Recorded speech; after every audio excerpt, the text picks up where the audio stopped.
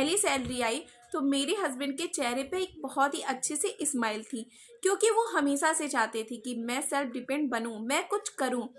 लेकिन शादी होने के बाद ऐसी जिम्मेदारियां आ गई कि मैं प्रणाम आप सभी को, मैं शगुन और मैं रहती हूँ श्री राम भगवान जी की नगरी अयोध्या में। मैं एक हाउस वाइफ हूँ और मैं घर बैठकर अब काम करती हूँ, और मैं हाउस वाइफ होने के साथ साथ मैं एक सेल्फ इंडिपेंडेंट महिला भी हूँ, जो मुझे बहुत ही ज़्यादा अंदर से खुशी होती है। मैं इस संस्था से जुड़कर बहुत ही ज़्यादा खुश हूँ और मेरे हस्बैंड बहुत ही ज़्यादा खुश हैं, क्योंकि वो शुरू से चाहते थे कि मैं कुछ करूँ, मैं कुछ बनूँ और मैं पढ़ाई भी करूँ साथ ही साथ। तो ऐसा होता है कि आप जब आपकी शादी होती है फिर आपके लाइफ में कुछ ब्रेक लग जाता है। जैसे कि शादी के पहले मैं वर्क करती थी, लेकिन फिर शादी होने के बाद जिम्मेदारियां, फिर बेबी होना, फिर सारी चीज़ों में ब्रेक लग जाता है। फिर उसके बाद ऐसा होता है एक टाइम पे कि सारी चीज़ें आपके दिमाग से आउट हो जाती हैं। आपको लगता है कि अब मैं कहीं इंटरव्यू देने जाऊंगी, ऐसा होगा, अब मेरे अंदर स्किल है ही नहीं। अब क्योंकि मेरे अंदर ऐसा हो गया है कि मैं अब इंटरव्यू क्वालिफाई कर ही नहीं पाऊंगी। साथ ही साथ मेरी पढ़ाई भी चल रही थी, लेकिन उसके साथ ही साथ मैं सोचती थी कि नहीं, मुझे तो कुछ करना है, क्योंकि मैं शुरू से वर्क करती थी और मैं घर बैठकर सिर्फ चूल्हे चौके नहीं कर सकती हूँ, क्योंकि सिर्फ चूल्हे चौके तक सीमित रखना और उसी में आप बच जाते हो, आप जकड़ कर रह जाते हो। एक महिला और एक लड़की के सपने बहुत ज़्यादा होते हैं। एक लड़की अपने परिचय के लिए, अपनी आइडेंटिटी के लिए वो बहुत कुछ करना चाहती है, सोचती है कि मैं कुछ हूँ, मैं भी कुछ बनूँ, अपनी स्किल को डेवलप करूँ, अपनी पहचान बनाऊँ। लेकिन आपके पास, जैसे मैंने बताया, कि बहुत सारी प्रॉब्लम ऐसी आ जाती है कि आप दब जाते हो, आप जकड़ कर रह जाते हो, नहीं कुछ कर पाते। लेकिन किसी किसी परिवार में ऐसा होता है कि किसी के हस्बैंड नहीं सपोर्टेड होते, किसी के सास ससुर मना करते हैं, तो वो भी एक प्रॉब्लम होती है, वहाँ भी महिलाएं दब जाती हैं।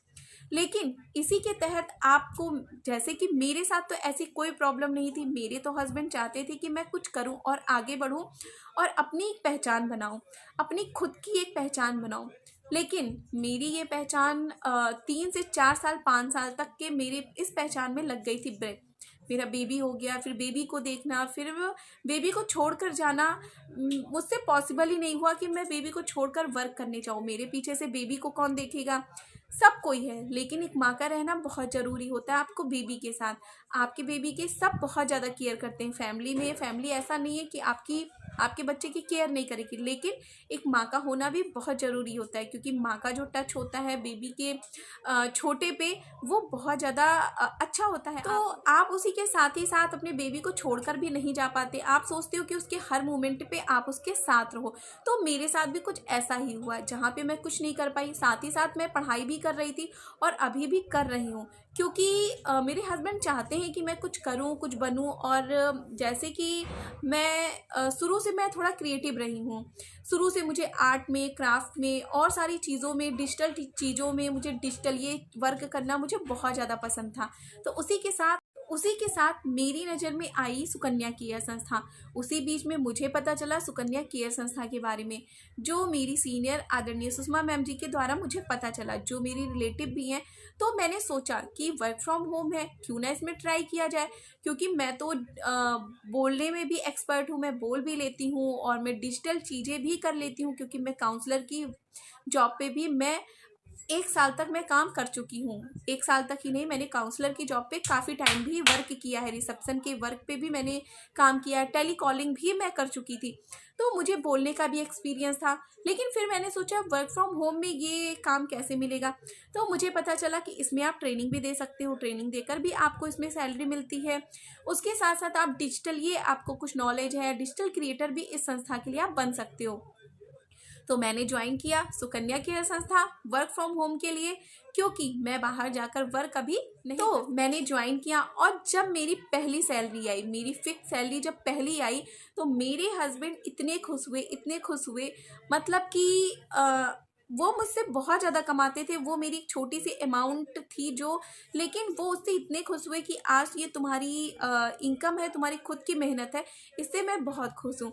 उनके चेहरे की ये खुशी देखकर मैं खुद भी और भी कुछ करने की मेरी इच्छा जगी कि मैं अब इस फील्ड में और भी बहुत कुछ कर सकती हूँ, मुझे आगे और भी अपॉर्चुनिटी मिलेगी, मुझे बहुत कुछ सीखने को मिलेगा। बस वही हुआ मेरे साथ। सुकन्या केयर संस्था से जुड़कर आज भी मैं कुछ ना कुछ डेली सीखती हूँ और लोगों को सिखाती भी हूँ। मतलब कि मैं इस संस्था में डिजिटल ट्रेनर के रूप में वर्क भी करती हूँ और डिजिटल क्रिएटर भी हूँ।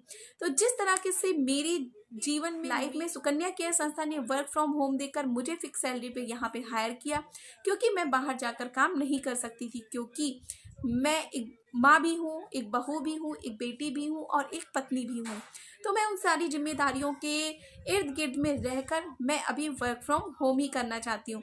तो सुकन्या केयर संस्था से तो मुझे बहुत कुछ सीखने को मिला। इसी तरीके से क्या आपके अंदर भी स्किल है और आप भी कुछ करना चाहते हैं तो ज़रूर आइए, ज़रूर ज्वाइन करिए सुकन्या केयर संस्था, जिसको ज्वाइन कर आप वर्क फ्रॉम होम करके यहाँ पे 20 से लेकर 25,000 तक और 30,000 तक आप कर सकते हैं अच्छी अर्निंग।